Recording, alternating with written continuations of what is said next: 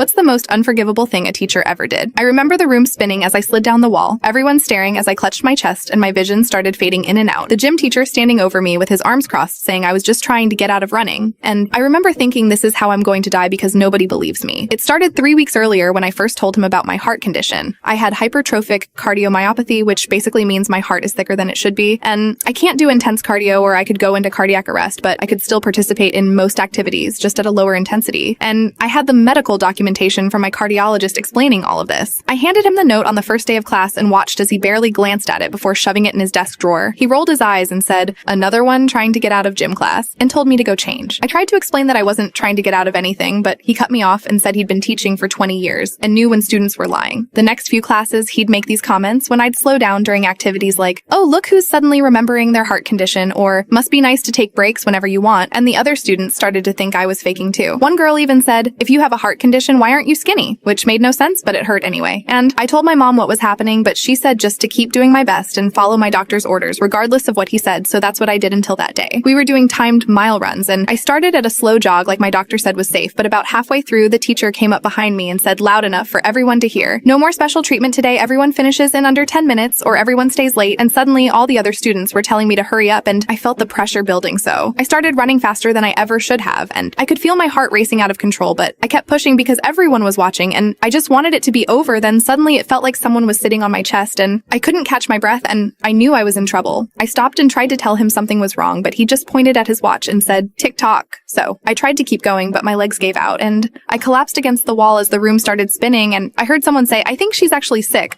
but the teacher just said she's fine just being dramatic and told everyone to keep running. I remember trying to reach for my phone to call my mom, but I couldn't even lift my arm anymore and I was terrified because I knew what was happening. Thankfully, one of the office staff was walking by and saw me through the gym doors and called 911. I spent 3 days in the hospital and found out I'd experienced the beginning of cardiac arrest. When I came back to school, the principal called me into his office, and I thought finally the teacher would face consequences, but instead, the principal slid a paper across his desk and said the school board had reviewed the incident and determined that I had failed to properly emphasize my medical condition, and that I had participated beyond my known limitations without proper self-advocacy. They said the teacher acted appropriately based on the information available, and I would need to sign this form acknowledging my role in the incident to return to school, but I refused to sign it, and my parents threatened legal action, and suddenly the school found new evidence that changed everything. Turns out the teacher had thrown away my doctor's note and told other staff I was faking it. He was put on administrative leave and eventually fired, but I still have nightmares about that day, and I transferred schools because I couldn't handle the way some people still looked at me like I had somehow ruined that teacher's life by nearly dying in his class.